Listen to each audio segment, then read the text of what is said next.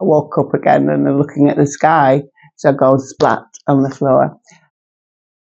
They weren't bothered about the pain because they'd x-rayed me and they established nothing was broken, and it was probably just very deep muscle bruising, and it would take time.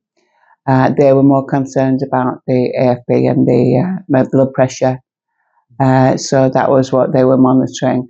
And they were sort of intimating that I might be staying in overnight. And I said, oh, no, I don't want to. I'm all right. Because you hear all these horror stories. Thankfully, I've never experienced them myself, about patients, on beds in corridors because there's no beds on the ward. Well, in that situation, I shouldn't have been taken up a bed. And then it transpired that there's this virtual ward system, which I'd never heard of. But they said, well, you'll go home and we'll keep in touch with you. So I thought, oh, that's fine. But I had to monitor my blood pressure and my machine wasn't working properly.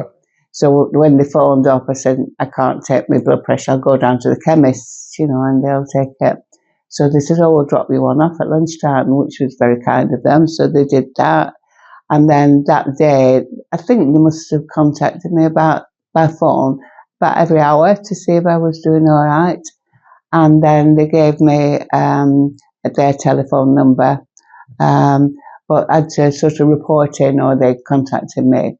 So that went on for 2 days, and eventually they said, we can discharge you now. And I thought, what a cracking good idea that was, a virtual ward, to allow me to go home and sleep in my own bed, not take up a valuable bed in a hospital. So yeah, that was my first experience of a virtual ward, and I must say, what a wonderful idea.